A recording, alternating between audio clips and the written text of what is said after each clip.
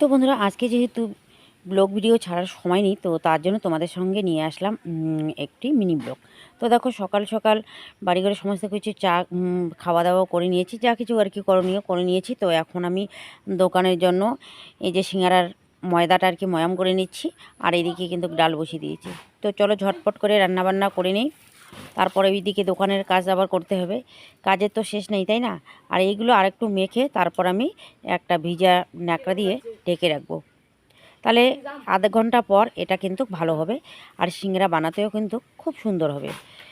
তো যাই হোক, আর কি বলবো বলো, এই যে রান্না, এই যে দোকানের কাজ করতে করতে আমার দিন কিন্তু শেষ হয়ে যায়।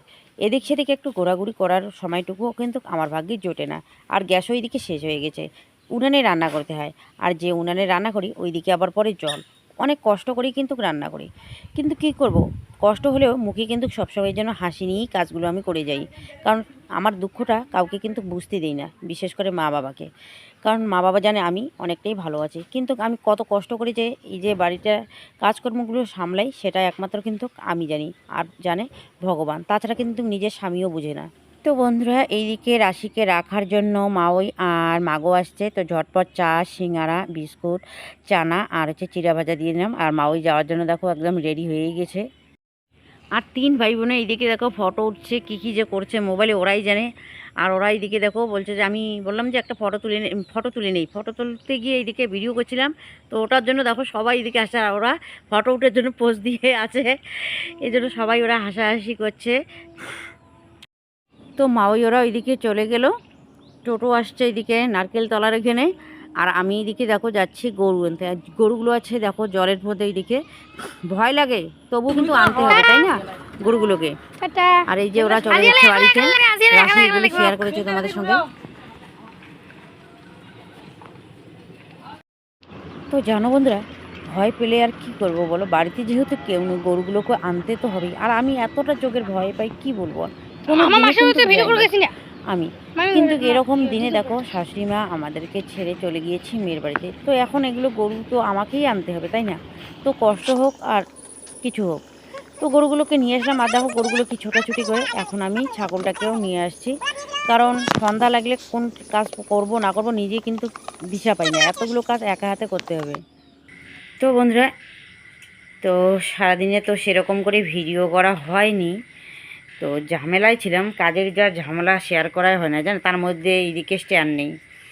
তো যাই হোক, রাজরাশিকে খেতে দিলাম। তো এখানে আছে পুরি আর একটা বাদাম টাদাম, তারপরে হচ্ছে মটরশুঁটি দিয়ে যে সবজি রান্না করেছি, যেটা আর কি সিঙ্গারার পুরের জন্য তৈরি করেছি, ওই সবজিটাই আর কি। আর সঙ্গে আছে পায়েস। তো পুরিটা বাড়িতে ভাজিনি, পুরিটা নিয়ে এসছে এই যে দিদির বাড়ির থেকে। তো মাও এসেছিলো, মাগো এসেছিলো না, তো এই যে দিয়েছে পুরি পায়েস ওরা করেছে, এগুলো নিয়ে আসছে। তো ভাবলাম যে না, রাত্রিবেলাই খাবে, তাই না? তো এখন দিলাম। আর আজ বলছে যে পুরি কে বানিয়েছে? তো বললাম যে তোমার দিদি এনেছে। কেমন হয়েছে পুরিটা?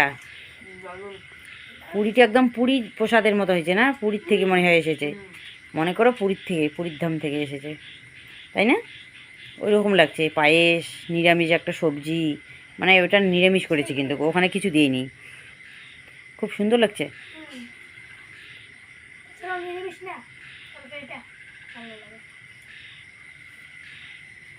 তো দেখো কত সুন্দর করে দুই ভাই বোনে মিলেমিশে খাচ্ছে। রাস্তা শুধু খাচ্ছি, দেখো একবার ওই দিকে তাকায় না। কী রে বাবা, এত টেস্ট, পুরীর প্রসাদের মতো। ঠিক আছে, খাও। তো চল দেখাই একবার ভালো করে, তাই না? এই যে আমি এখনো পায়েস খাই নাই। ও, রাশি পায়েস, পায়েস খাইনি, রাশি খাচ্ছে। পায়েসটা দারুণ হয়েছে। তো বন্ধুরা, আমি এদিকে দেখো বিছানায় শুয়ে শুয়ে মোবাইলটা এডিট করছিলাম, আর বিদ্যুৎ ভাই আর রাশি দেখো কি এনেছে আমাদের গাছে। এত সুন্দর জিনিস এনেছে, কি বলবো আর। সত্যি আমি ভাবতেই পারিনি যে এতগুলো আমাদের গাছে হয়েছে। তো চলো দেখাই কি জিনিস সেটা।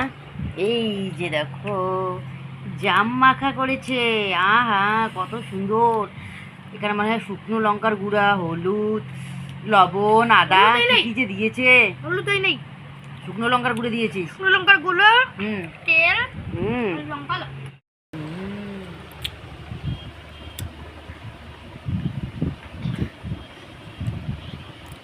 আর লঙ্কা। কি বলবো, বলার মতো না।